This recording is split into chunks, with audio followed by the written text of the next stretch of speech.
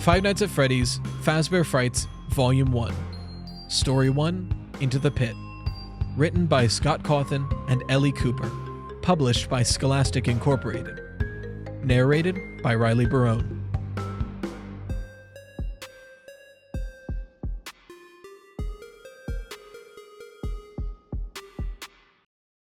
The dead possum's still there. Oswald was looking out the passenger window at the gray, furry corpse on the side of the road. Somehow, it looked even deader than it had yesterday. Last night's rain hadn't helped. "Nothing looks deader than a dead possum," Oswald's dad said. "Except this town," Oswald mumbled, looking up at the boarded-up storefronts and the display windows, which were displaying nothing but dust. "What's that?" Dad said. He was already wearing the stupid red vest they put him in when he worked at the deli counter at the snack space. Oswald wished he'd wait to put it on until after he dropped him at school. "This town," Oswald said, louder this time. "This town looks deader than a dead possum." His dad laughed. "Well, I don't guess I can argue with that." 3 years ago, when Oswald was 7, there had actually been stuff to do here. A movie theater, a game and card store, and an ice cream shop with amazing waffle cones. But then the mill had closed. The mill had basically been the reason the town existed. Oswald's dad had lost his job, and so had hundreds of other kids' moms and dads. Lots of families had moved away, including Oswald's best friend Ben and his family. Oswald's family had stayed, because his mom's job at the hospital was steady, and they didn't want to move far away from Grandma. So Dad ended up with a part-time job at the snack space, which paid $5 an hour less than he'd made at the mill. And Oswald watched the town die. One business after another shut down, like the organs in a dying body, because nobody had the money for movies or games or amazing waffle cones anymore. "Are you excited? It's the last day of school?" Dad asked. It was one of those questions adults always asked, like, "How was your day?" and "Did you brush your teeth?" Oswald shrugged. "I guess, but there's nothing to do with Ben gone. School's boring, but home's boring too."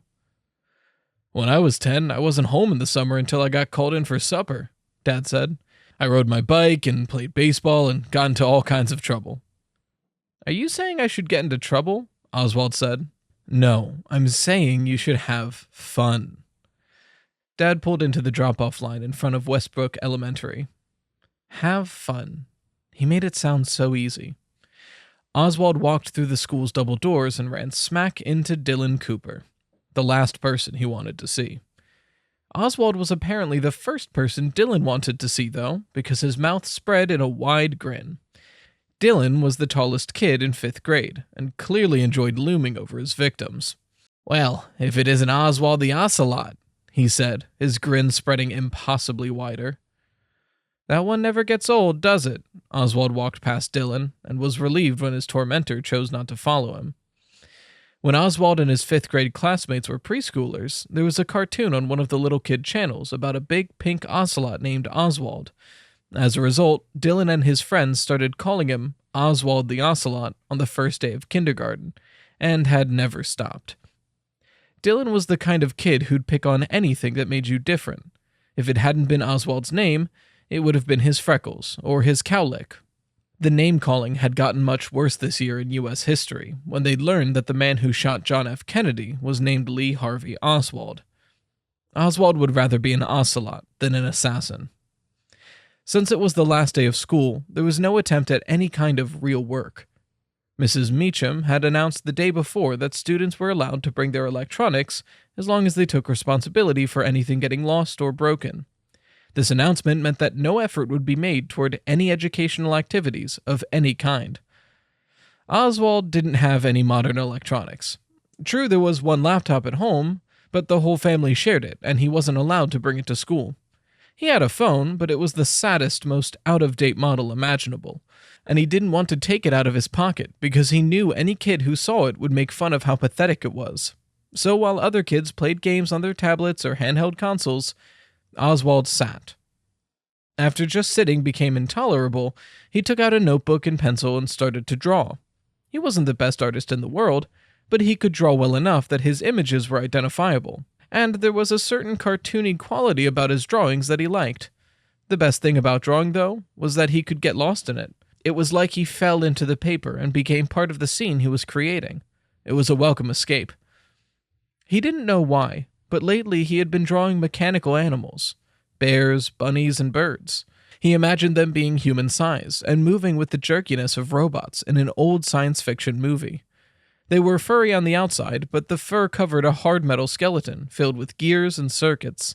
Sometimes he drew the animals' exposed metal skeletons, or sketched them with the fur peeled back to show some of the mechanical workings underneath.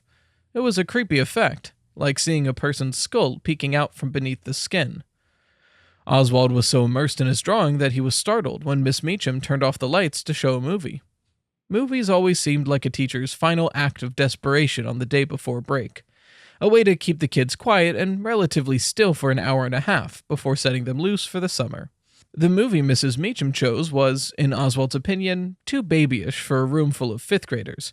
It was a farm with talking animals, and he had watched it before, but he watched it again because, really, what else did he have to do?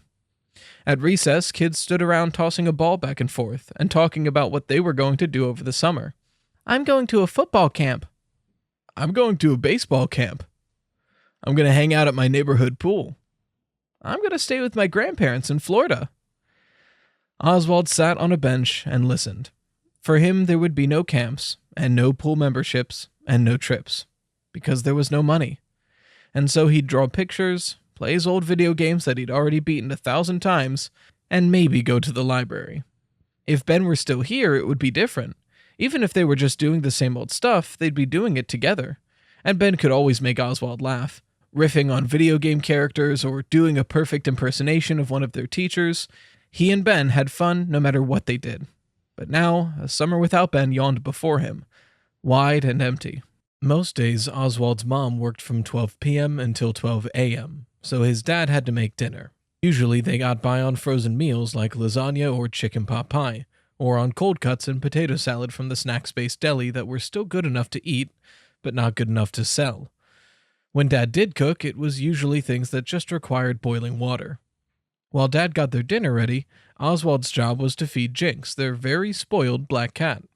Oswald often thought that he used about the same amount of cooking skill in opening Jinx's can of stinky cat food as his dad used in his dinner preparations.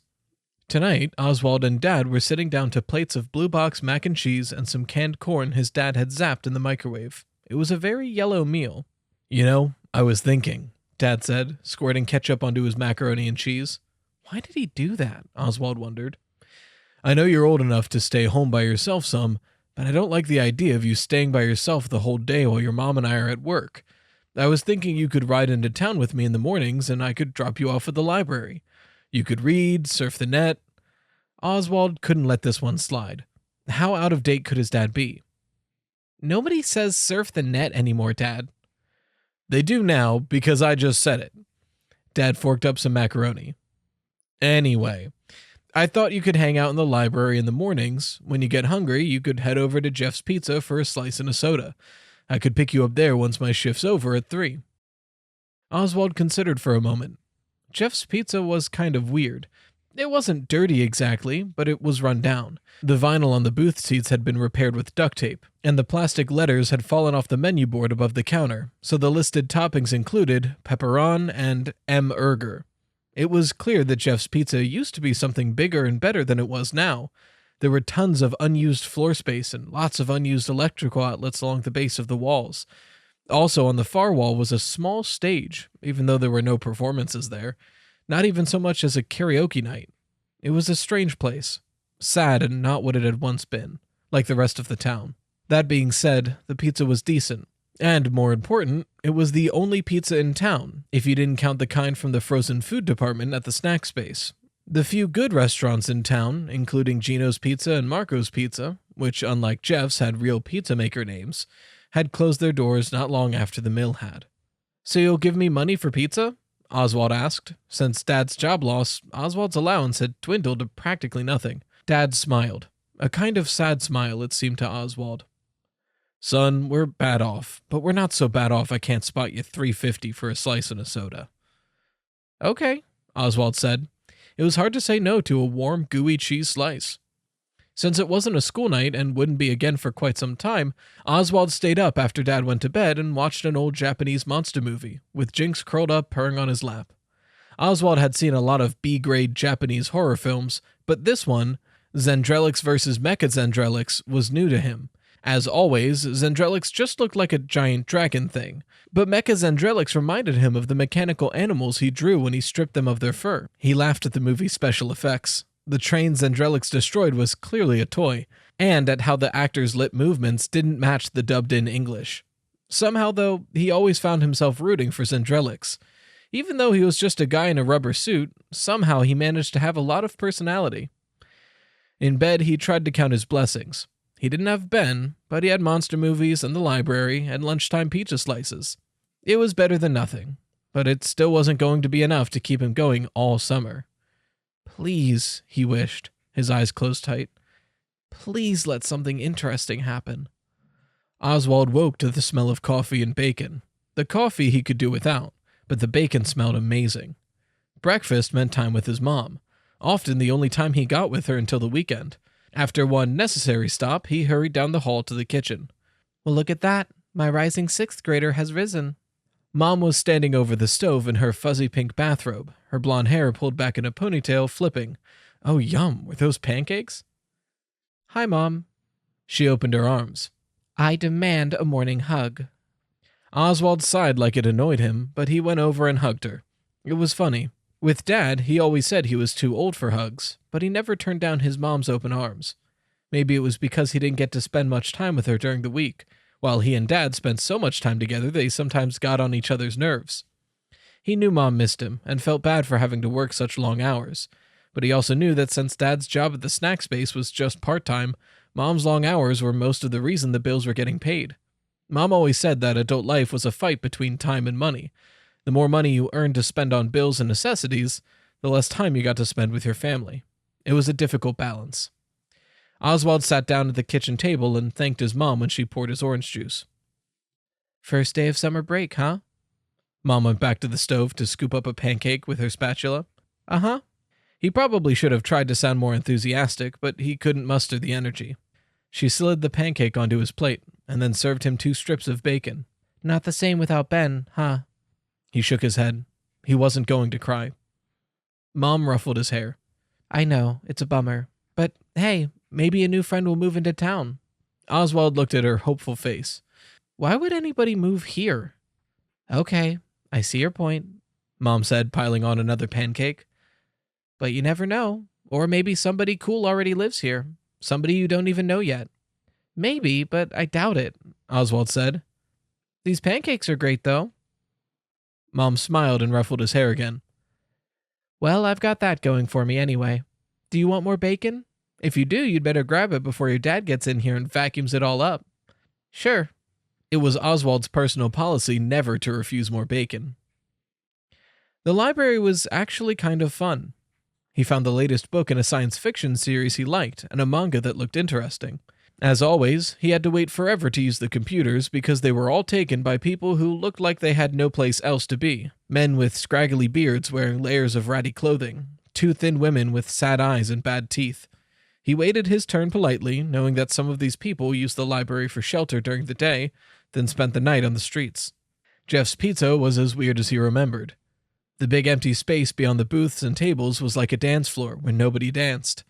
The walls were painted a pale yellow, but they must have used cheap paint or only one coat, because shapes of whatever had been on the walls before were still visible. It had probably been some kind of mural with people or animals, but now it was just shadows behind a thin veil of yellow paint. Oswald sometimes tried to figure out what the shapes were, but they were too blobby to make out. Then there was the stage that never got used, standing empty but seemingly waiting for something, though a feature even weirder than the stage lay in the back right corner. It was a large rectangular pen, surrounded by yellow netting, but it had been roped off with a sign that said "Do Not Use." The pen itself was filled with red, blue, and green plastic balls that had probably been brightly colored once, but were now faded and fuzzy with dust. Oswald knew that ball pits had been popular features in kiddie playlands, but had largely disappeared because of concerns about hygiene. After all, who was going to disinfect all those balls? Oswald had no doubt that if ball pits had still been popular when he was little, his mom wouldn't have let him play in one. As a licensed practical nurse, she was always happy to point out places she found to be too germy to play in, and when Oswald would complain that she never let him have any fun, she'd say, "You know what's not fun? Pink eye." Except for the empty stage and the ball pit, the strangest feature in Jeff's Pizza was Jeff himself. He seemed to be the only person who worked there, so he both took orders at the counter and made the pizzas. But the place was never crowded enough that this was a problem. Today, like all other days, Jeff looked as if he hadn't slept in a week. His dark hair was sticking up in weird places, and he had alarming bags under his bloodshot eyes. His apron was stained with both recent and ancient tomato sauce. "What can I get you?" he asked Oswald, sounding bored. "A cheese slice and an orange soda, please," Oswald said. Jeff stared off into the distance as though he had to think about whether the request was a reasonable one or not. Finally, he said, "Okay, $3.50. One thing you could say about Jeff's pizza slices, they were huge. Jeff served them on flimsy white paper plates that were soon stained with grease, and the corners of the triangles always overlapped the plate's rims. Oswald settled into a booth with his slice and soda. The first bite, the tip of the triangle, was always the best. Somehow the proportions of all the flavors in that bite were perfect. He savored the warm, melty cheese, the tangy sauce, and the pleasantly greasy crust. As he ate, he looked around at the few other customers. A pair of mechanics from the oil change place had folded up their pepperoni slices and were eating them like sandwiches. A table full of office workers clumsily attacked their slices with plastic forks and knives so they wouldn't drip sauce on their ties and blouses, Oswald guessed. After Oswald finished his slice, he wished for one more, but he knew he didn't have the money for it. So he wiped off his greasy fingers and took out his library book. He sipped his soda and read, falling into a world where kids with secret powers went to a special school to learn how to fight evil. "Kid," a man's voice startled Oswald out of the story. He looked up to see Jeff in his sauce-stained apron. Oswald figured he had outstayed his welcome. He had sat in a booth reading for 2 hours after having bought a meal that cost less than $4. "Yes, sir?" Oswald said, because politeness never hurt. "I got a couple more cheese slices that didn't sell at lunch. You want them?" "Oh," Oswald said. "No thanks. I don't have any more money." He wished he did, though. "On the house," Jeff said. "I just have to throw them out anyway." "Oh, okay. Sure, thanks." Jeff picked up Oswald's empty cup. "I'll get you some more orange soda while I'm at it." "Thanks." It was funny. Jeff's expression never changed. He looked tired and miserable, even when he was being extra nice. Jeff brought 2 slices stacked on a paper plate and a fresh cup of orange soda. "Here you go, kid," he said, setting down the cup and the plate. "Thank you." Oswald wondered for a minute if Jeff felt sorry for him. If Jeff might think he was terribly poor like the homeless people who hung out all day in the library, instead of just the regular, barely making ends meet poor that he was. But then Oswald figured if there was free pizza sitting in front of you, maybe it wasn't the time to worry about the reasons for it. Maybe it was time to eat. Oswald had no problem polishing off the 2 huge slices. For the past month, his appetite had been unstoppable. When Mom cooked him piles of pancakes in the morning, she said he must be having a growth spurt, causing him to eat like he had a hollow leg. His phone vibrated in his pocket the second he sucked down the last of his soda. He looked at his dad's text. "We'll be out front at Jeff's in 2 minutes." Perfect timing. It had been a good day. The days at the library and Jeff's Pizza started to add up. The first couple of weeks had been great, but now the library didn't have the next book in the series he was reading, and he had grown bored with his online fantasy game, which, while advertised as free, now wouldn't let him advance any further without paying money. He had gotten tired of not having anybody his age to hang out with. He hadn't gotten tired of pizza yet, but he was starting to imagine that he might in the future. Tonight was family fun night, a one-night-a-week event that varied depending on Mom's work schedule. Back when the mill was still open, family fun night meant dinner in a restaurant, pizza or Chinese or Mexican. After their meal, they'd do some fun activity together. They'd go to the movies if something kid-friendly was playing. But if not, they'd go to the bowling alley or to the roller rink where Mom and Dad used to go on dates when they were in high school. Mom and Dad were great skaters, and Oswald was terrible. But they'd skate on either side of him, holding his hands and keeping him up. They'd usually top off their evening with a waffle cone at the ice cream place downtown. Oswald and Mom would make fun of Dad because no matter what ice cream flavors were available, He always got vanilla. Since the mill closed down, though, family fun night had turned into an at-home affair. Mom would make something for dinner that was easy but festive, like tacos from a mix or hot dogs. They'd eat and then play board games or watch a movie they'd rented from Redbox. It was still fun, of course, but sometimes Oswald wished aloud for the old days of seeing new movies at the theater and having waffle cones after, and Dad had to remind him that the important thing was that they all got to spend time together. Sometimes when the weather was nice, they'd have a family fun night. They'd pack a picnic of cold cuts and salads courtesy of Snack Space, and head over to the state park. They'd eat their dinner at a wooden table and watch the squirrels and birds and raccoons. Afterward, they'd go for a walk on one of the hiking trails. These outings were always a nice change, but Oswald was also aware why these were the only family fun nights that ever got them out of the house. Picnics were free. Tonight they were staying in. Mom had made spaghetti and garlic bread. They had played a game of Clue, which Mom won as she usually did, and now were piled up on the couch together in their pajamas with a huge bowl of popcorn between them, watching a remake of an old science fiction movie. Once the movie was over, Dad said, "Well, that was pretty good, but not as good as the real version." "What do you mean, the real version?" Oswald said. "That was a real version." "Not really," Dad said. "I mean, it was set in the same universe as the real version, but it was kind of a cheap knockoff of the one that came out when I was a kid." Dad always had to be so opinionated. He could never just watch something and enjoy it. "So the best movies are always the ones you watched when you were a kid," Oswald said. "Not always, but in this case, yes." Dad was settling in. Oswald could tell for one of his favorite things, a good argument. "But the special effects in the original version stink," Oswald said. "All those puppets and rubber masks." "I'll take a puppet or model over CGI any day," Dad said, leaning back on the couch and propping his feet on the coffee table. "That stuff is so slick and fake. It's got no warmth, no texture, and besides, you like those old Zendralix movies, and the special effects in those are terrible." "Yeah, but I just watched those to make fun of them," Oswald said, even though he really did think Zendralix was pretty cool. Mom came in from the kitchen with bowls of ice cream. Not as good as the waffle cone place, but nothing to turn your nose up at either. "Okay, if you guys don't cut out the nerd argument, I'm going to pick the next movie we watch, and it's going to be a romantic comedy."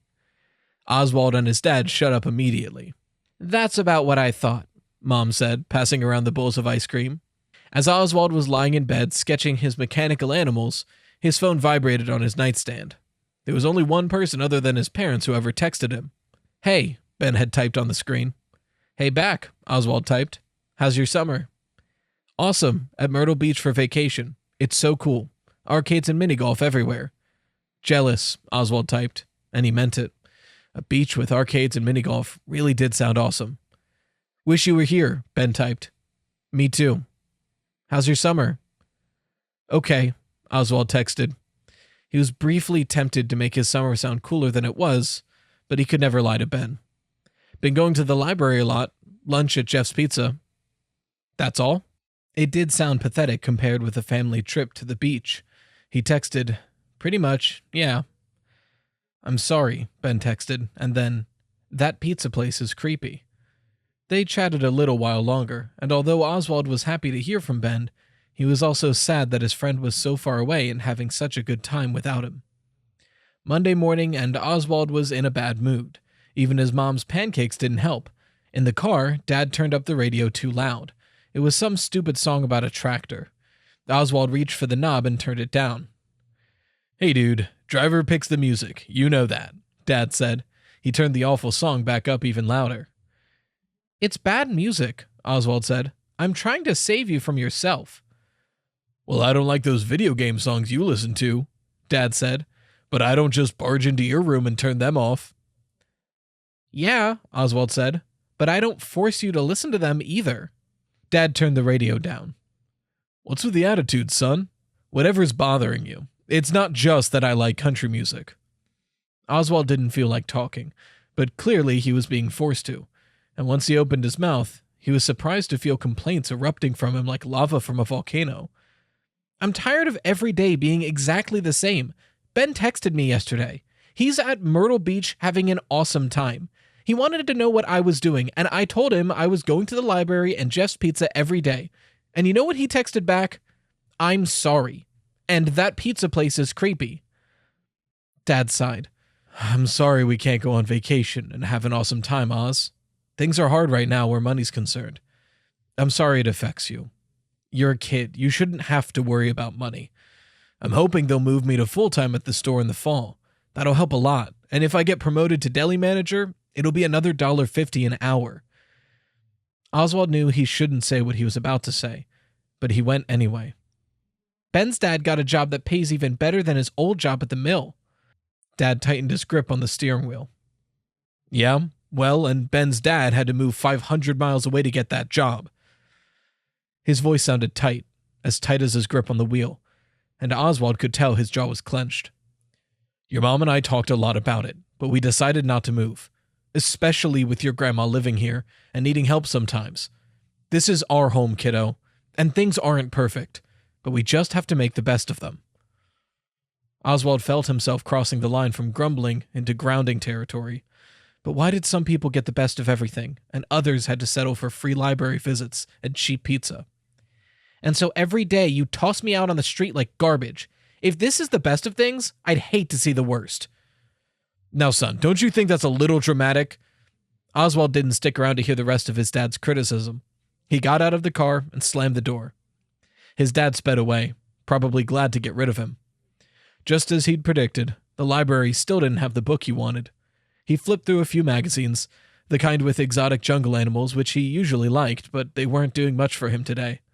When his turn came for a computer, he put in his earbuds and watched some YouTube videos, but he wasn't in a good enough mood to laugh. At lunchtime, he sat in Jeff's Pizza with his slice and soda. Every day, a cheese slice. If his dad wasn't so stingy, he'd give him another $1 so he could have pepperoni or sausage. But no, it had to be the cheapest pizza you could get. Sure, money was tight, but really, was another $1 a day going to break the bank? Looking around the place, Oswald decided Ben was right. Jeff's Pizza was creepy. There were those shadowy painted-over figures on the walls, the dusty, abandoned ball pit, and when he thought about it, Jeff was kind of creepy too. He looked 100 years old, but probably just 30. With those heavy-lidded, bloodshot eyes, the stained apron, and the slow speech and movement, he was like a zombie pizza chef. Oswald thought about his argument with Dad that morning. Soon Dad would be texting him, expecting him to come outside of the car. Well, today was going to be different. Today Dad would have to come and find him. There was one perfect place to hide. Oswald was going into the pit. The pit was pretty gross, really. Obviously untouched for years, the plastic spheres were covered in gray, fuzzy dust. But hiding there would be a great prank on his dad. His dad, who was always dropping him off and picking him up like somebody's dry cleaning, would actually have to get out of the car and make an effort for a change. Oswald wouldn't make it easy for him either.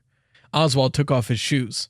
Yes, the ball pit was disgusting, but at least getting into it would make today different from all the other days that had come before it. He climbed into the pit and felt the balls parting to make room for his body. He moved his arms and legs. It was a little like swimming, if you could swim in dry plastic spheres. He found his footing at the bottom of the pit. Some of the balls were strangely sticky, but he tried not to think about why. If he was going to trick his dad, he was going to have to go all the way under. He took a deep breath, as if he were about to jump into a swimming pool, and fell to his knees. That put him in up to his neck. Wiggling around so he was sitting on the pit's floor put his head under too. The balls spread apart far enough that he could breathe, but it was dark, and made him feel claustrophobic. The place stank of dust and mildew. "Pink eye," he could hear his mother's voice saying. "You're going to get pink eye." The smell really was getting to him. The dust tickled his nose. He felt a sneeze coming on, but he couldn't move his hand through the spheres fast enough to reach his nose and muffle it. He sneezed 3 times, each one louder than the one before. Oswald didn't know if his dad was looking for him yet, but if he was, the sneezing ball pit had probably given away his location. Besides, it was too dark and too gross in there. He had to come up for air. As he rose, his ears were assaulted by the sound of beeping electronics and yelling and laughing kids. It took a few seconds for his eyes to adjust from the darkness of the pit to the brightness that now surrounded him. The flashing lights and vivid colors. He looked around and muttered, "Toto, I don't think we're in Kansas anymore." The walls were lined with shiny arcade cabinets housing games he'd heard his dad talk about from his own childhood. Miss Pac-Man, Donkey Kong, Frogger, Cubert, Galaga. A neon-lighted claw machine displayed plush blue elf-like creatures and orange cartoon cats. He looked down at the pit and realized he was now surrounded by little kids, wallowing in the strangely clean and now brightly colored plastic orbs. He stood over preschoolers like a giant. He stepped out of the pit to find his shoes, but they were gone. Standing on the colorful carpet in his sock feet, he looked around. There were lots of kids his age and younger, but there was something different about them. Everyone's hair was styled and fluffy, and the boys wore polo shirts in colors a lot of guys wouldn't be caught dead in, like pink or aqua. The girls' hair was almost unbelievably big, with bangs that stood out from their foreheads like claws. They wore pastel-colored tops that matched their pastel-colored shoes. The colors, the lights, the sounds, it was sensory overload. And what was that music? Oswald looked around to see where it was coming from. Across the room on a small stage, a trio of animatronic animals blinked their big, blank eyes, opened and closed their mouths, and pivoted back and forth in sync with a jangly, annoying song. There was a brown bear, a blue rabbit with a red bow tie, and some kind of bird girl. They reminded Oswald of the mechanical animals he'd caught himself drawing lately. The difference was that he could never decide if the animals in his drawings were cute or creepy. These were creepy. Strangely, though, the dozen or so little kids surrounding the stage didn't seem to think so. They were wearing birthday party hats with pictures of the characters on them, and dancing and laughing and having a great time. When the smell of pizza hit Oswald's nose, he understood. He was still in Jeff's Pizza, or more accurately, what Jeff's Pizza had been before Jeff took over. The ball pit was new and not roped off. All of the outlets on the wall had arcade games plugged into them, and he turned around to face the left wall. In the shapes of the shadows in the wall of Jeff's Pizza was a mural of the same characters performing on the stage. The brown bear, the blue rabbit, and the bird girl. Below their faces were the words, Freddy Fazbear's Pizza. Oswald's insides turned to ice water. How had this happened? He knew where he was, but he didn't know when it was, or how he got there. Somebody bumped into him, and he jumped more than was normal. Since he felt the physical contact, this must not be a dream. He couldn't decide if this fact was good news or not. "Sorry, dude," the kid said. He was about Oswald's age, and wearing a light yellow polo with the collar turned up, tucked into what looked like a pair of dad jeans. The white tennis shoes he had on were huge, like clown shoes. He looked as if he had spent a long time fixing his hair. "Are you okay?" "Yeah, sure," Oswald said. He wasn't sure he was okay, actually, but he didn't know how to begin to explain his situation. "I've not seen you here before," the kid said. "Yeah," Oswald said, trying to figure out an explanation that wouldn't sound too weird. "I'm just visiting here, staying with my grandma for a few weeks. This place is great, though. All these old games." "Old games?" the kid said, raising an eyebrow. "You're joking, right? I don't know about where you're from, but Freddy's has the newest games around here. That's why the lines to play them are so long." "Oh, yeah, I was just kidding," Oswald said, because he couldn't think of anything else to say. He had heard his dad talk about playing a lot of these games when he was a kid. Absurdly hard games, he said, on which he wasted many hours and many quarters. "I'm Chip," the kid said, running his fingers through his poofy hair. "Me and my buddy Mike," he nodded at a tall black kid wearing huge eyeglasses and a shirt with wide red and blue stripes. "We're about to play some skee-ball. Want to come with?" "Sure," Oswald said. It was nice to hang out with some other kids, even if they seemed to be kids from another time. He didn't think this was a dream, but it sure was as weird as one. "You got a name?" Mike said, looking at Oswald like he was some kind of strange specimen. "Oh, sure. I'm Oswald." He had been too weirded out to remember to introduce himself. Mike gave him a friendly slap on the back. "Well, I've got to warn you, Oswald. I'm a beast at skee-ball, but I'll go easy on you since you're new here." "Thanks for having mercy on me," Oswald said. He followed them to the skee-ball area. On the way, they passed somebody in a rabbit suit that looked like a yellow version of the animatronic rabbit on the stage. Nobody else seemed to be paying attention to the rabbit guy, so Oswald didn't say anything. It was probably a Freddy Fazbear's employee dressed up to entertain the little kids at the birthday party. Mike wasn't kidding about being a beast at skee-ball. He easily beat Chip and Oswald 3 times, but he was a good sport, and they spent the whole time joking around. It felt good being included. But after another couple of games, Oswald started to worry. What time was it, really? How long had his dad been looking for him? And how was he going to get back to his real life? Sure, he'd wanted to give Dad a little scare, but he didn't want to scare the old man so much he got the police involved. "Hey guys, I'd better run," Oswald said. "My grandma," he almost said, "just texted me," but realized Chip and Mike would have no idea what he was talking about. Whenever this was, there were no cell phones. "My grandma's supposed to pick me up in a few minutes." "Okay, dude, maybe we'll catch you later," Chip said, and Mike gave a little nod and wave. Oswald left his companions, stood in a corner of his sock feet, and wondered what to do. He was having some kind of magical experience. He was late getting back, and he was missing his shoes.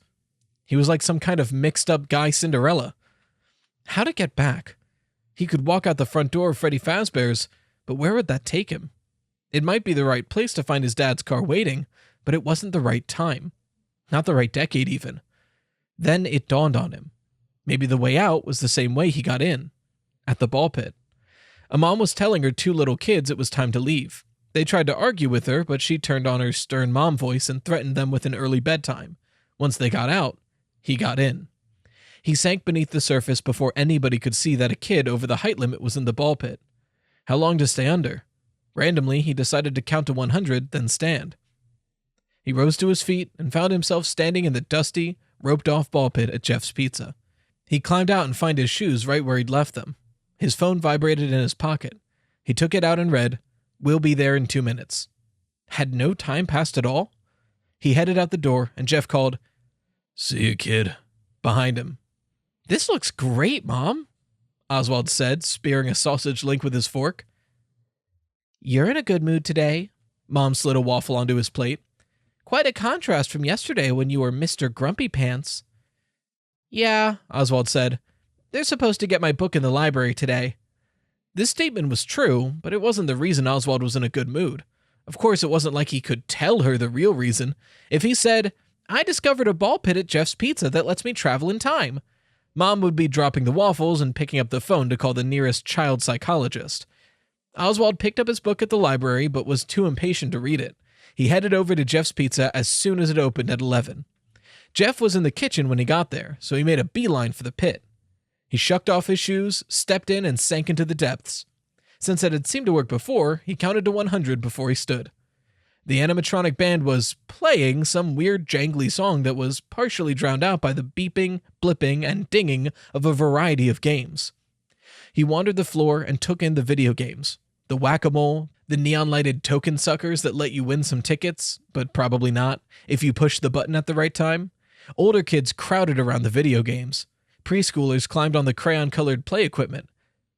Pink eye, Oswald thought, though he had no room to talk the way he was diving into the ball pit these days.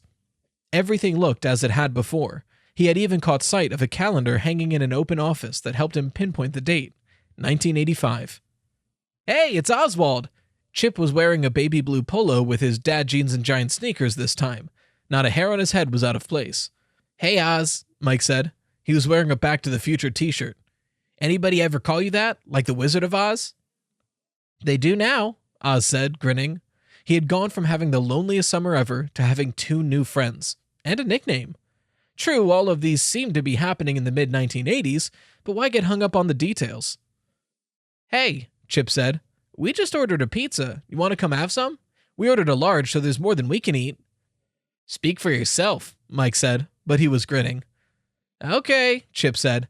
"How about I say it's more that we should eat? Want to join us?" Oswald was curious how Freddy Fazbear's Pizza compared with Jeff's. "Sure, thanks." On the way to their table, they passed someone in that same yellow rabbit suit who was standing in a corner, still as a statue. Chip and Mike either didn't see him or ignored him, so Oswald tried to ignore him as well. Why hide in the corner like that, though? If he worked for the restaurant, surely he wasn't supposed to act all creepy. At the table, a young woman with big blonde hair and blue eyeshadow served them a large pizza and a pitcher of soda. In the background, the animatronic band played on. The pizza was pepperoni and sausage with a crispy crust, a nice change from plain cheese slices. "You know," Mike said between bites, "when I was little, I loved Freddy Fazbear's band. I even had a stuffed Freddy I used to sleep with. Now I look up at that stage and those things give me the creeps. It's weird, huh? How stuff you like as a little kid gets creepy when you're older?" Chip helped himself to another slice. "Like clowns." "Yeah, or dolls," Mike said between bites. Sometimes I look at my sister's dolls all lined up on the shelf in her room, and it's like they're staring at me. Or that guy in the yellow rabbit costume, Oswald thought, but he didn't say anything. After they demolished the pizza, they played some skee-ball, Mike mopping the floor with them again, but being really nice about it. Oswald didn't worry about time anymore, because apparently time here didn't pass the same way in his own time zone. After skee-ball, they took turns playing air hockey in pairs. Oswald was surprisingly decent at it, and even managed to beat Mike once. When they started to run low on tokens, Oswald thanked them for sharing their wealth and said he hoped to see them again soon. After they said their goodbyes, Oswald waited until no one was looking and disappeared into the pit. Hanging out with Chip and Mike turned into a regular thing. Today they weren't even playing games, they were just sitting at a booth, drinking sodas and talking, trying to ignore the animatronic animals' annoying music as much as they could. You know what movie I liked? Chip said. His polo shirt was peach-colored today. Oswald loved the guy, but really, didn't he own one shirt that wasn't the color of an Easter egg? The Eternal Song. Seriously? Mike said, pushing his huge glasses up on his nose. That movie was so boring. I was like, The Eternal Song is the perfect title for this movie because I don't think it's ever going to end. They all laughed, and then Chip said, What did you think of it, Oz? I haven't seen that one, Oswald said. He said that a lot when hanging out with Chip and Mike. Oswald always listened to them talk about movies and shows they liked. When they mentioned one he didn't know, he'd look it up online when he got home. He made a list of 80s movies he wanted to watch and checked the TV listings on the DVR to see when any of them might be showing. Oswald participated in Chip and Mike's conversation as much as he could. It was kind of like being a foreign exchange student. He sometimes had to fake his way through by smiling and nodding and being generally agreeable. Man, you need to get out more, Mike said. Maybe you can go to the movies with Chip and me sometime. That'd be cool, Oswald said, because what else could he say? Actually, I'm from the distant future, and I don't think it's physically possible for me to see you any place but in Freddy Fazbear's Pizza in 1985. They'd both think that was a joke on Mike because his favorite movie was Back to the Future. Name one movie you've seen that you really like, Chip said to Oswald. I'm trying to figure out what your taste is. Oswald's mind went blank. What was a movie from the 80s? E.T.? E.T.? Mike slapped the table laughing. E.T. was like 3 years ago. You really do need to get out more. Do they not have movie theaters where you come from? They do, Oswald thought, and they have Netflix and PlayStation and YouTube and social media. But he didn't say it. Of course there was technology Chip and Mike talked about that he had only the vaguest knowledge of, like VCRs and boomboxes and cassette tapes, and he constantly had to remind himself not to talk about things like cell phones and tablets and the internet. He tried not to wear t-shirts with characters and references that might confuse them, or the other customers at 1985 Freddy Fazbear's. Yeah, we definitely need to bring you up to date, Chip said. If only you knew, Oswald thought. Hey, do you want to go play some games? Mike said. I feel the skee ball calling me, but I promise I'll go easy on you guys. Chip laughed. No, you won't. You'll murder us. You guys go ahead, Oswald said. I think I'll just stay at the table. What, and watch the show? Mike said, nodding in the direction of the creepy characters on stage. Is something wrong? If you've suddenly decided you like Freddy Fazbear's music, we need to get you help fast. No, nothing's wrong, Oswald said, but really something was. For his first few visits to 1985 Freddy Fazbear's, it hadn't even occurred to him that he was basically mooching off Chip and Mike's generosity, because he never had any money of his own. And even if he wasn't broke in his own time zone, would the money he brought from the present day even work in 1985? It was kind of pitiful being broke in 2 decades. Finally, he said, I just feel like I'm always taking your money because I never have any. Hey dude, it's cool, Chip said. We hadn't even noticed. Yeah, Mike said. We just figured your grandma never gave you any money. I know my grandma doesn't except when it's my birthday. They were being really nice, but Oswald still felt embarrassed. If they had talked about his lack of money, that meant they had noticed it. How about I just go hang out with you while you play? Oswald said. When he stood up, he felt a strange heaviness in his pockets. Something in them was so heavy he felt like his jeans might fall down. He reached in his pockets and pulled out double handfuls of 1985 Freddy Fazbear's game tokens. He produced handful after handful and dumped them on the table. Or we could all play using these, he said. He had no idea how to explain the magic that just occurred. I guess I forgot I was wearing these pants, the ones that had all the tokens in them. Chip and Mike looked a little confused, but then they grinned and started raking coins from the table into their empty soda cups. Oswald did the same. He decided just to go with the weirdness. He didn't know how the tokens got there, but then again, he didn't really know how he got there either. In the morning, as Dad was driving him to the library, Oswald asked, "Dad, how old were you in 1985? "I was just a couple years older than you," Dad said. "And other than baseball, all I could think about was how many quarters I had to spend at the arcade. Why do you ask?" "No reason in particular," Oswald said. "I've just been doing some research. Jeff's Pizza. Back before it was Jeff's Pizza, it was some kind of arcade, wasn't it?" "Yeah, it was." Dad's voice sounded strange. Nervous, maybe. He was quiet for a few seconds, then said, "But it closed." "Like everything else in this town," Oswald said. "Pretty much. Yeah," Dad said, pulling up in front of the library. Maybe it was Oswald's imagination, but it seemed like his dad was relieved to get to their destination so he wouldn't have to answer any more of his questions. At 11 o'clock sharp, Oswald headed over to Jeff's Pizza, as had become his habit. With Jeff nowhere in sight, Oswald proceeded to the pit. After his count to 100, he stood. There were noises, but not the usual ones of Freddy Fazbear's. Screams. Crying children. Yells for help. The fast footfalls of people running. Chaos. Were Chip and Mike here? Were they okay? Was anybody here okay? He was afraid. Part of him wanted to disappear back into the pit, but he was worried about his friends. Also, he was burning with curiosity about what was going on, even though he knew whatever it was horrible. He wasn't in danger, he told himself, because this was the past, a time way before he was born. His life couldn't be in danger in a time before he even existed. Could it? His stomach in knots, he moved through the crowd, past crying mothers running with their toddlers in their arms, past dads grasping children's hands and leading them swiftly towards the exit, their faces masks of shock. "Chip? Mike?" he called, but his friends were nowhere to be seen. Maybe they hadn't come to Freddy Fazbear's today. Maybe they were safe.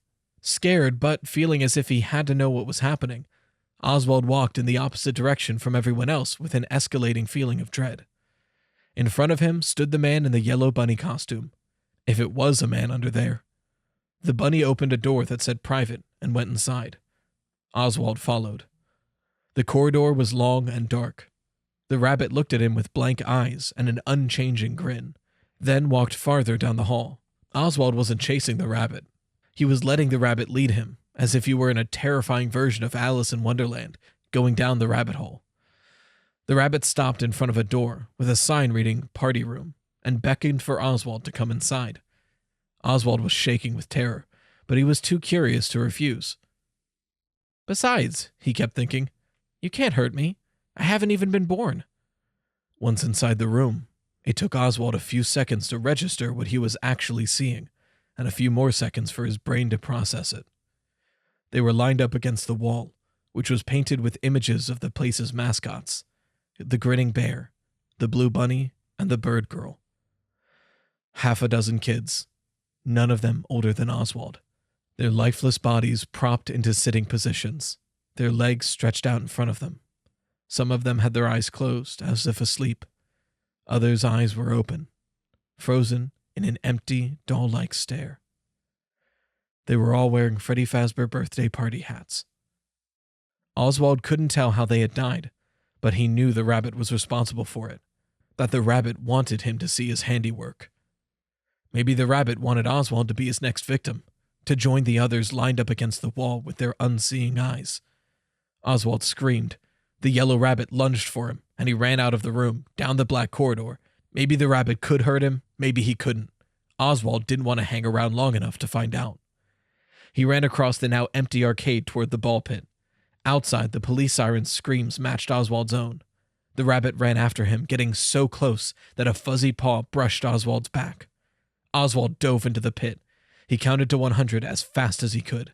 When he stood, the first thing he heard was Jeff's voice. "There's the little stinker."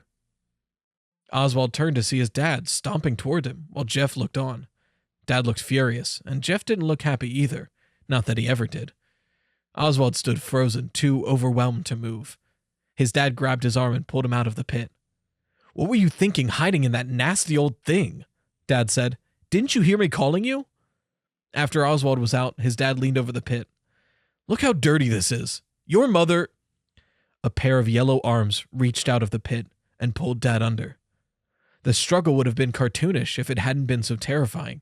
Dad's feet in their brown work boots kicked up to the surface, only to disappear below. Then a pair of big, fuzzy yellow feet appeared, only to disappear too.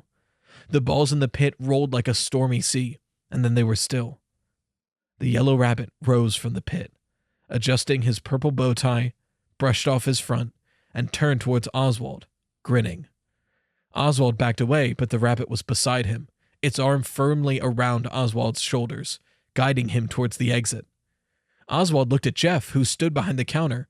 Maybe Jeff would help him, but Jeff wore the same hangdog expression he always wore, and just said, "See you later, guys." How could anyone act like this situation was normal? Once the rabbit got him outside, it opened the passenger door of Dad's car and pushed Oswald in. Oswald watched as the bunny buckled its seatbelt and started the car. He tried to open the door, but the bunny had activated the power lock from the driver's side. The bunny's mouth was frozen in a rictus grin. Its eyes stared blankly.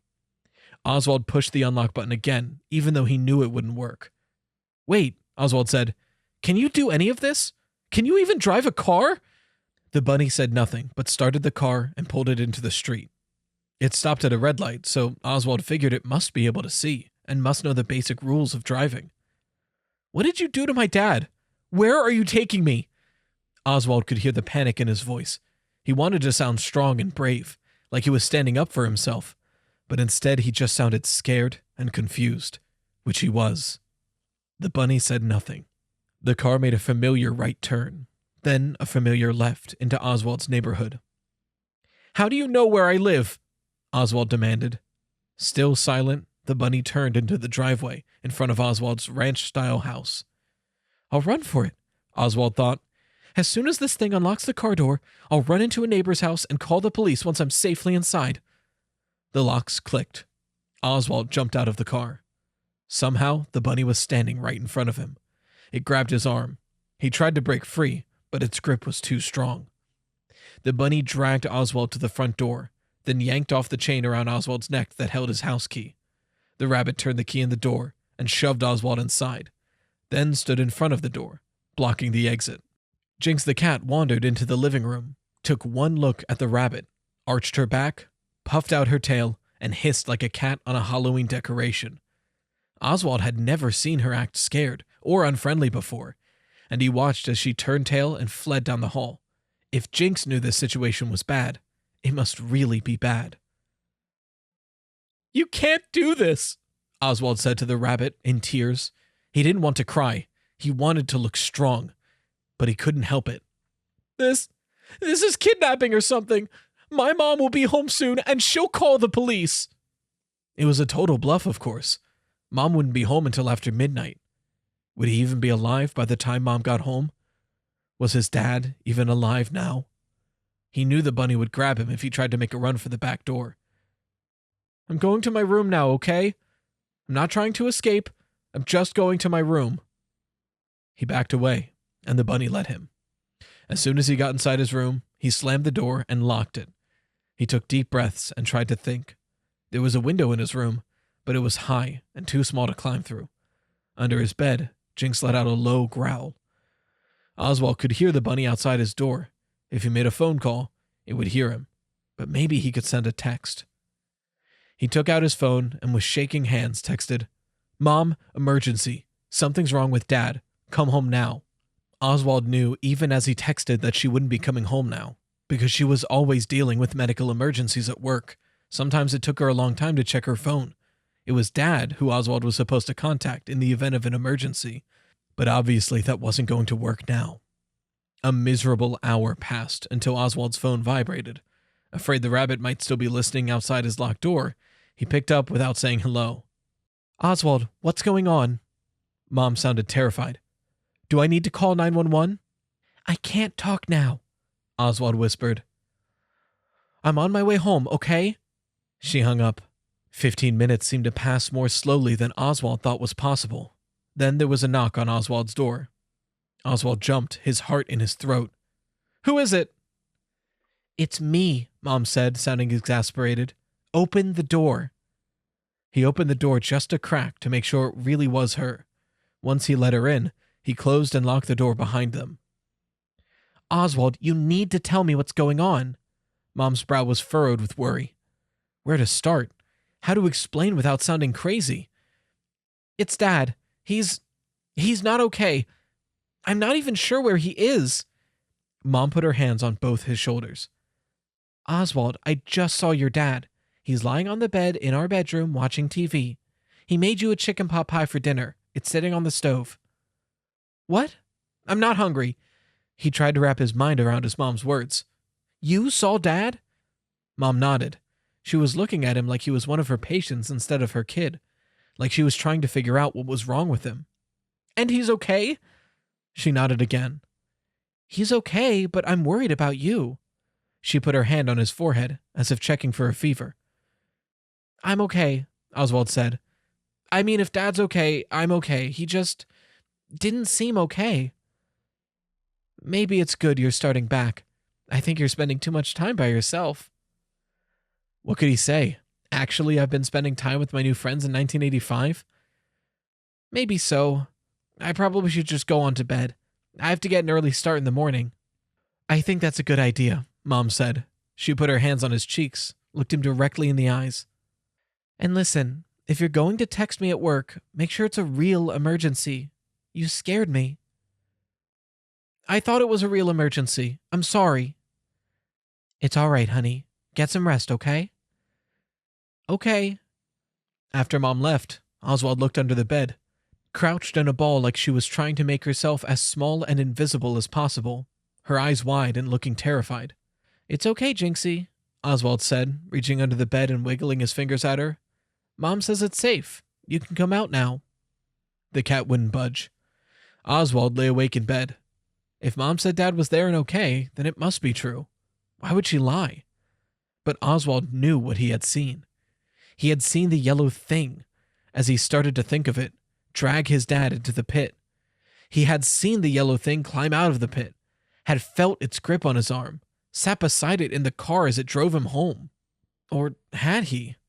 If Mom said Dad was home and okay, he must be. Oswald trusted his mom. But if Dad was okay, it meant Oswald hadn't seen what he thought he saw. And that must mean that Oswald was losing his mind. After only a few hours of fitful sleep, Oswald woke to the aroma of frying ham and baking biscuits. His stomach rumbled, reminding him that he missed dinner last night. Everything felt normal. Maybe he should just treat yesterday like a bad dream and try to move forward. A new school year, a new beginning. He stopped in the bathroom, then made his way to the kitchen. "Feeling better?" Mom asked. There she was, her hair in a ponytail, wearing her pink, fuzzy bathrobe, fixing breakfast just like always. Something about this fact made Oswald feel tremendously relieved. "Yeah," he said. "I'm pretty hungry, actually." "Now that's a problem I can fix," Mom said. She set down a plate with 2 ham biscuits on it and poured him a glass of orange juice. Oswald ate the first ham biscuit in 3 big bites. The yellow thing walked in and sat across from him at the breakfast table. Mom?" Oswald's heart beat like a jackhammer in his chest. The ham biscuit sat heavy in his churning stomach. "What is it, hun?" Her back was turned as she fiddled with the coffee maker. "Where's Dad?" She turned around, the coffee pot in her hand. "Oswald, your dad is sitting right across from you. If this is some kind of elaborate prank, you can cut it out right now, because it has officially stopped being funny." She poured a cup of coffee and set it down in front of the yellow thing, which stared straight ahead, its mouth set in an unchanging grin. Oswald knew he wasn't getting anywhere. Either he was insane or his mom was. "Okay, I understand. I'll cut it out. I apologize. May I be excused so I can get ready for school?" "Of course," Mom said, but she was looking at him kind of funny again. Oswald stopped in the bathroom to brush his teeth and then went to his room to get his backpack. He peeked under his bed to find Jinx still hiding there. "Well, it's good to know that there's somebody in this family who has some sense," he said. When Oswald came back to the kitchen, the yellow thing was standing by the door, car keys in paw. Is, Dad taking me to school? Oswald asked. He didn't know if he could bear sitting beside it in the car again, hoping it was watching the road as it stared through the windshield with its empty eyes. Doesn't he always? Mom said. He could hear the worry in her voice. Have a good day, okay? Seeing no choice, Oswald got in the car beside the yellow thing. Once again, it locked all the doors from the driver's side. It backed out of the driveway and passed a jogging neighbor who waved at it as if it were his dad. I don't understand, Oswald said on the edge of tears. Are you real? Is this real? Am I going crazy? The yellow thing said nothing, just stared at the road ahead. When it pulled up in front of Westbrook Middle School, the crossing guard and the kids in the crosswalk didn't seem to notice that the car was being driven by a giant yellow rabbit. Hey, Oswald said before he got out of the car. Don't bother picking me up this afternoon. I'll just catch the bus. The school bus was a big yellow thing he could handle. Because it was some kind of cosmic law, the first person Oswald saw in the hall was Dylan, his tormentor. Well, well, well, if it isn't Oswald the Give it a rest, Dylan, Oswald said, pushing past him. I've got way bigger problems than you today. It was impossible to concentrate in class. Usually Oswald was a pretty decent student, but how could he focus with his life and possibly his sanity falling apart? Maybe he should talk to someone, the school counselor or the school police officer, but he knew anything that came out of his mouth would sound dangerously crazy. How could he convince a police officer that his dad was missing if everybody who looked at the yellow thing saw Oswald's dad? There was no one to help him. Oswald was going to have to figure out how to solve this problem himself. At recess, he sat on a bench by the playground, grateful that he didn't have to pretend to listen to a teacher and could just think. He couldn't imagine how his life could get any weirder. The yellow thing seemed to think it was his father. This was weird enough, but why did everybody else think it was his father too? Do you mind if I share your bench? It was a girl Oswald had never seen before. She had curly black hair and big brown eyes and was holding a thick book. Sure, help yourself, Oswald said. The girl sat on the opposite end of the bench and opened her book. Oswald went back to his confusing thoughts. Have you gone to this school for a long time? The girl asked him after a few minutes. She didn't look over at Oswald when she talked. She just kept staring at the pages of her book. Oswald wondered if this meant she was shy. Since kindergarten, Oswald said, and then, because he couldn't think of a single other thing to say about himself, he asked, What are you reading? Greek mythology, she said. Tales of heroes. Have you read much mythology? No, not really, he said, feeling stupid immediately after. He didn't want to give the impression that he was the kind of guy who never read books. In desperation, he added, I love to read, though. And then he felt even stupider. Me too, she said. I've probably read this book a dozen times. It's like a comfort book for me. I read it when I need to be brave. The word brave struck a chord in Oswald. Brave was what he needed to be, too. Why's that? Well, the Greek heroes are super brave. They're always doing battle with some kind of big monster, like the Minotaur or the Hydra. It kind of puts things into perspective, you know? No matter how bad my problems are, at least I don't have to do battle with a monster. Yeah, Oswald said, even though he was trying to figure out how to do battle with a monster, a yellow, long-eared monster, in his own home. He couldn't tell this girl about the yellow thing, though. She would think he was crazy and would be leaving their shared bench in a hurry. So you said you read that book when you need to be brave. He was surprised he was having this conversation, given the way his mind was racing. For some reason, this girl was easy to talk to. I mean, it may be none of my business, but I was wondering why you needed to be brave. She gave a shy little smile. First day at a new school, third day in a new town. I don't know anybody yet. Yes, you do, he said. He held out his hand. I'm Oswald. He didn't know why he was offering his hand like he was some kind of businessman, but it felt like the right thing to do. She took his hand and shook it surprisingly firmly. I'm Gabrielle. Somehow, this was the conversation that Oswald had needed to have. He took the bus home from school. When he came inside, the yellow thing was vacuuming the living room. He didn't ask it any more questions.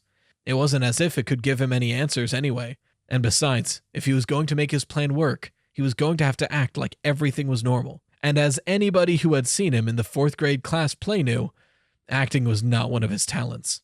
Instead, he did what he was supposed to when life was normal.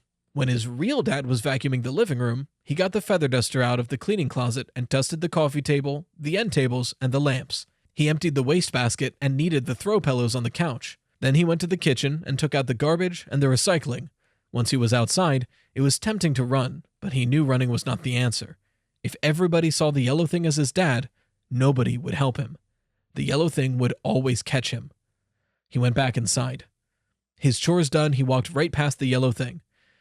"I'm going to go chill out a while before dinner," he said, even though the possibility of relaxing in any way was unimaginable. He went to his room, but he didn't close the door. Instead, he took off his shoes, sprawled on the bed, and started drawing in his sketchbook. He didn't want to draw mechanical animals, but they seemed to be all he could draw. He shut his sketchbook and started reading a manga, or at least pretending to. Normal. The plan could only work if he acted like everything was normal. When the rabbit appeared in his doorway, he managed not to gasp. It beckoned for him the same way it had when it led him into the murder room at Freddy Fazbear's, and he followed it into the kitchen. On the table was one of the grocery store pizzas his dad kept in the freezer, baked to a pleasing golden brown, and 2 glasses of the fruit punch Oswald liked. The pizza had already been sliced, which was a relief, because Oswald couldn't imagine what he would have done if he'd seen the thing holding a knife. Run screaming out into the street, probably. Oswald sat down at the table and helped himself to a slice of pizza. He didn't feel much like eating, but he knew he couldn't act like anything was wrong. He took a bite of pizza, a sip of punch. "Aren't you going to eat anything, Dad?" he asked. It was hard calling the thing Dad, but he managed. The yellow thing sat across from him in silence with its unblinking stare and frozen grin, an untouched pizza slice on a plate in front of it, beside an untouched glass of punch. Could it even eat? Oswald wondered. Did it need to? What was it, anyway? At first he thought it was a guy in a suit, but now he wasn't so sure. Was it some kind of highly sophisticated animatronic animal? Or a real flesh and blood giant bunny? He didn't know which possibility was the most disturbing. With great effort, he finished his pizza slice and glass of punch, then said, "Thanks for dinner, Dad. I'm going to get a glass of milk and go do my homework now." The yellow thing just sat there. Oswald went to the refrigerator. He checked to make sure the yellow thing wasn't watching and poured some milk into a bowl. Once he was in his room, he didn't close and lock the door because he wouldn't if he were home with Dad. Normal. Normal as to not arouse suspicion. He slid the bowl of milk under his bed where Jinx was still hiding. "It's going to be okay, girl," he whispered. He hoped he was right. He sat on his bed and in a few minutes heard Jinx lapping the milk. He knew from past experience that even when terrified, she couldn't turn down dairy products. He made a half-hearted attempt at his homework, but he couldn't concentrate. All he could think about was his dad. The yellow thing had dragged his dad into the pit and under the surface. Did this mean his dad was at Freddy Fazbear's circa 1985, wandering around an arcade of games like he had played as a kid? That was the most likely explanation. Unless the yellow thing had killed... No, he couldn't let himself think that. His dad was alive. He had to be. The only way to know was to go back into the pit. But first he was going to have to get out of the house without the yellow thing noticing. Oswald waited until dark, then waited some more. Finally, he grabbed his shoes and tiptoed out of his room and into the hall in his sock feet. The door to his parents' bedroom was open. He sneaked a glance inside as he crept past. The yellow thing was lying on its back on his parents' bed. It appeared to be staring at the ceiling. Or maybe it wasn't staring. Maybe it was asleep. It was hard to tell since its eyes didn't close. Did it even need to sleep? Holding his breath, he passed his parents' room and tiptoed into the kitchen. If the yellow thing caught him, he could always say he was just getting a drink of water. The kitchen was the best escape route. The door there was less squeaky than the front door. He slipped into his shoes and pulled the door open slowly, inch by inch. When it was open just wide enough, he slipped through and shut it softly behind him. Then he ran. He ran through his neighborhood and past neighbors walking their dogs and kids riding bicycles. Some people looked at Oswald strangely, and he couldn't figure out why. People ran in this neighborhood all the time. But then he realized he wasn't running like he was doing it for exercise. He was running like something was chasing him, and it might be. It was a long way to Jeff's Pizza on foot, and Oswald knew he couldn't keep up this pace all the way there. He slowed to a walk after he was out of his neighborhood, and chose to walk side streets instead of the more direct route, so he'd be harder to follow.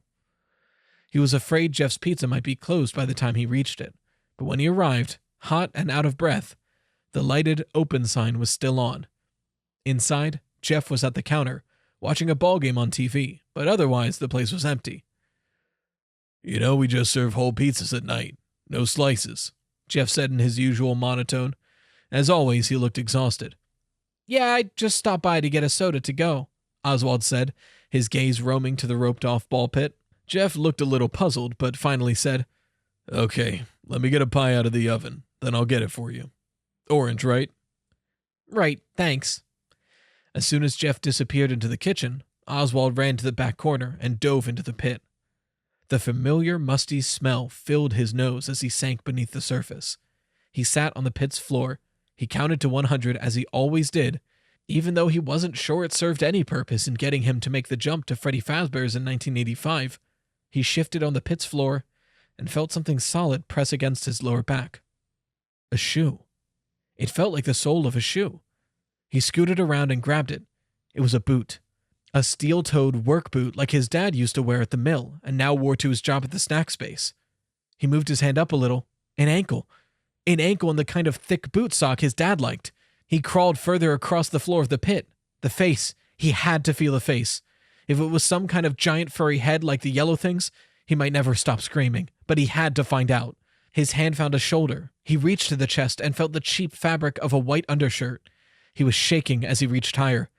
He felt an unmistakably human face. Skin and stubble. A man's face. Was it Dad? And was he... He had to be alive. He had to be. Oswald had seen shows where people who had been in emergency situations suddenly developed amazing strength and found themselves able to lift the front end of a car or a tractor. This was the kind of strength Oswald needed to find. His dad wasn't a big man, but he was still a man and weighed at least twice as much as his son.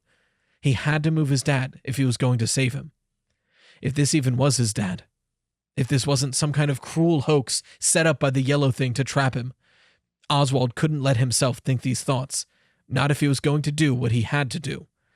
He got behind the person, grabbed under his armpits, and pulled. Nothing happened. Dead weight, Oswald thought.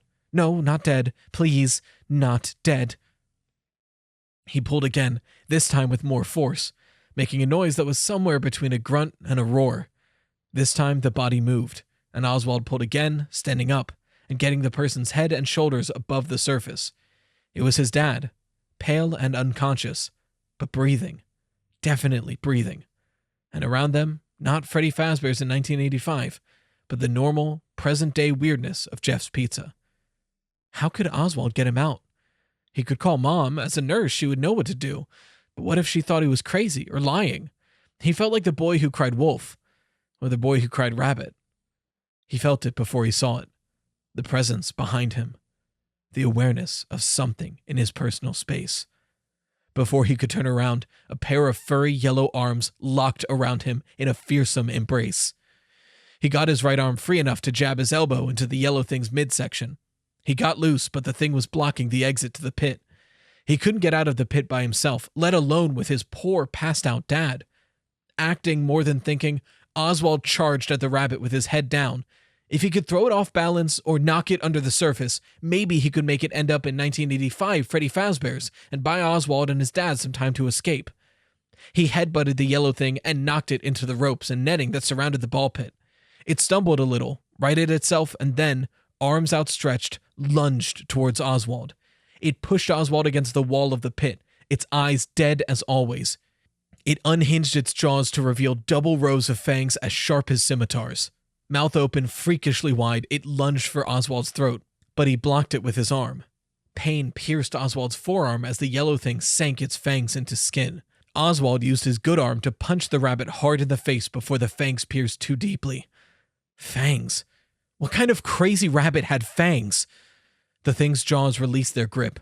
But there was no time to survey the damage because the thing was lurching towards Oswald's dad, its jaws wide open, like a snake about to swallow its unsuspecting prey. Its fangs were red with Oswald's blood. Oswald elbowed the yellow thing aside and moved between it and his still unconscious father.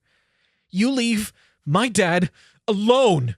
he yelled, then used the netting to bounce off and clamber onto the yellow thing's back. He hit its head with his fists, scratched at its eyes, which didn't feel like a living creature's eyes.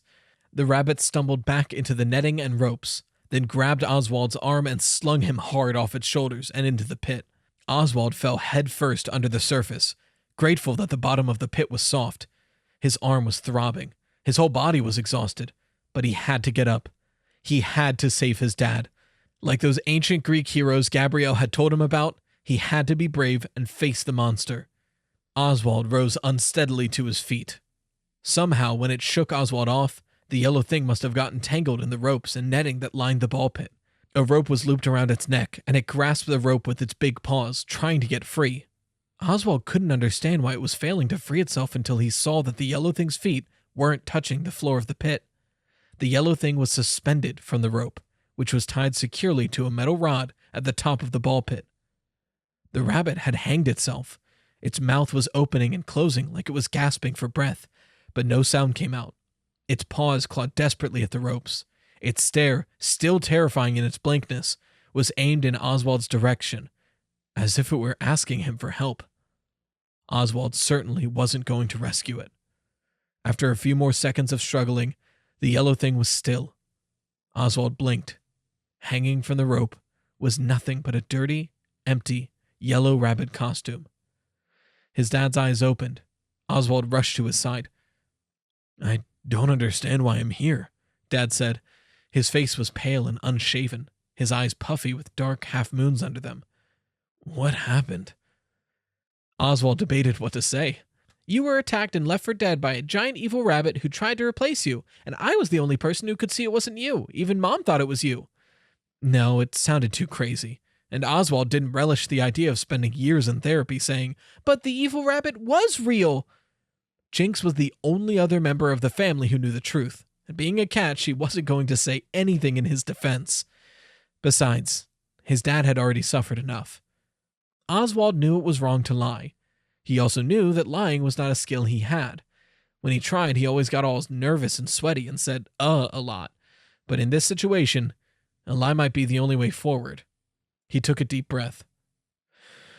"So, I hid in the ball pit to play a prank on you, which I shouldn't have done. You came to look for me, and I guess you must have hit your head and lost consciousness." Oswald took a deep breath. "I'm sorry, Dad. I didn't mean for things to get so out of hand." This part, at least, was the truth. "I accept your apology, son," Dad said. He didn't sound mad, just tired. "But you're right. You shouldn't have done it. And Jeff really should get rid of this ball pit before he has a lawsuit on his hands." "Definitely," Oswald said. He knew he would never set foot in the pit again. He would miss Chip and Mike, but he needed to make some friends in his own time. His mind flashed to the girl on the bench at recess, Gabrielle. She seemed nice, smart too. They had a good talk. Oswald reached for his dad's hand. "Let me help you stand up." With Oswald steadying him, Dad rose to his feet and let his son lead him to the exit of the ball pit. He paused to look up at the hanging yellow costume. "What is that creepy thing?" "I have no idea," said Oswald. This, too, was the truth. They climbed out of the pit and walked through Jeff's Pizza. Jeff was wiping the counter, still watching the ball game on the restaurant's TV. Had he not seen or heard anything? Still holding Oswald's hand, when was the last time he and his dad had held hands? Dad lifted his son's arm and looked at it. "You're bleeding." "Yeah," Oswald said. "I must have scraped my arm when I was trying to pull you out of the pit." His dad shook his head. "Like I said, that thing is a public safety issue. Just sticking up a sign saying keep out isn't enough." He let go of Oswald's arm. "We'll get your arm cleaned up at the house, and then your mom can dress the wound once she gets home from work." Oswald wondered what his mom would say when she saw the fang marks. As they approached the front door, Oswald said, "Dad, I know I can be a pain sometimes, but I really do love you, you know." Dad looked at him with an expression that seemed both pleased and surprised. Same here, kiddo. He ruffled Oswald's hair. But you do have a terrible taste in science fiction movies. Oh, yeah? Oswald said, smiling. Well, you have a terrible taste in music, and you like boring ice cream. Together, they opened the door into the fresh night air. Behind them, Jeff called, Hey, kid, you forgot your soda.